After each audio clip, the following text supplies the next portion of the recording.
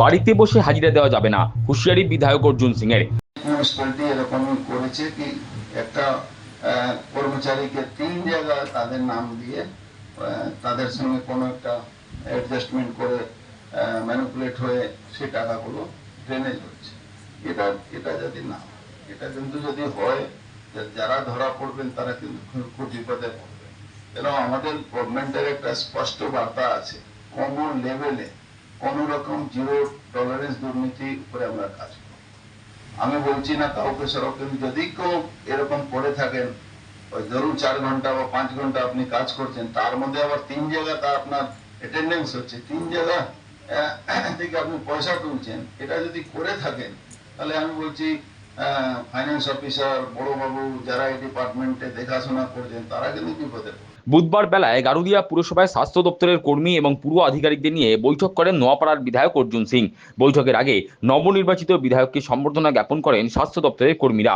পুরো অঞ্চলের বাসিন্দাদের উন্নত পরিষেবা দিতে স্বাস্থ্য কর্মীদের নির্দেশ দিলেন নোয়াপাড়ার বিধায়ক অর্জুন সিং। তার হুঁশিয়ারি, বাড়িতে বসে হাজিরা দেওয়া যাবে না। এটা এক্সিকিউটিভ অফিসার, ফিনান্স অফিসার এবং স্বাস্থ্য দপ্তরের আধিকারিকদের স্পষ্টভাবে জানিয়ে দেওয়া হয়েছে। তার অভিযোগ, স্বাস্থ্য দপ্তরের কর্মী কিংবা রাজনৈতিক পরিবারের কিছু সদস্য আছেন যারা 3-4 জায়গায় হাজিরা দেন, তাদের শুধুমাত্র এক জায়গায় হাজিরা করতে হবে, অন্যথায় আইনানুগ ব্যবস্থা নেওয়া হবে। তিনি আক্ষেপের সুরে বলেন, সলিড ওয়েস্ট ম্যানেজমেন্ট প্রকল্পের ক্ষেত্রে 2019 সাল থেকে বন্ধ পৃথকীকরণের কাজ এটা চালু করতে হবে। পাশাপাশি বর্ষায় যাতে কোথাও জল না দাঁড়ায় সেদিকে নজর রাখতে হবে।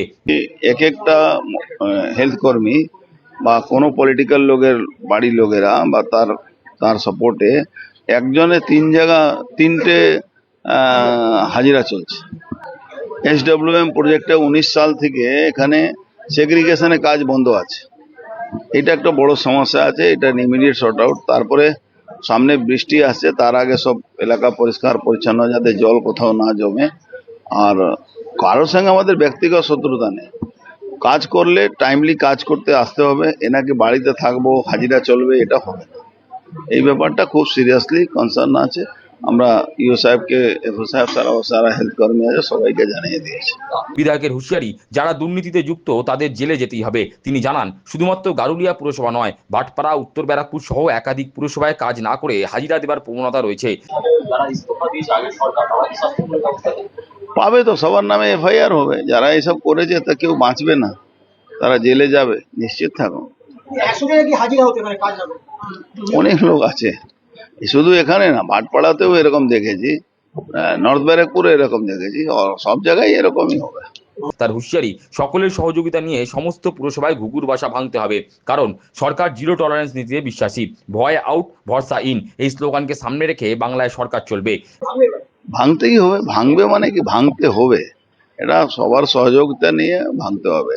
দেখুন, অধিকারীদের প্রবলেম কি আছে, অধিকারীদের উপরে পলিটিক্যাল লোকরা এসে প্রেসার দেয়, ওরা ওদেরকে ভয় দেখায়, এরকম এইসব করে। কিন্তু এখানে তো সেই ভয় মুক্ত হয়ে গেছে না। ভয় আউট, ভরসা ইন, এই স্লোগান দিয়ে বাংলায় চলবে। এদিন পুরসভায় হাজির ছিলেন এক্সিকিউটিভ অফিসার শিবশঙ্কর বণিক, প্রাক্তন বিধায়ক তথা প্রাক্তন পুরপ্রধান সুনীল সিং, বিদায়ী উপপুরপ্রধান অশোক সিং সহ 2 জন চিকিৎসক এবং স্বাস্থ্য দপ্তরের আধিকারিকরা।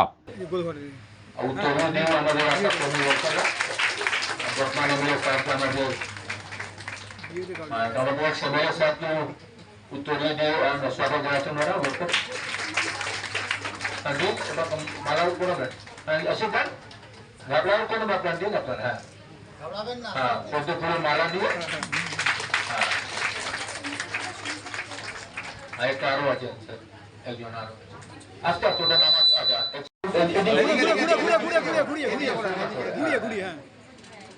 বাবা রাম, সীতা, ভরত, হনুমান जी সবার সম্মুখ সবুজ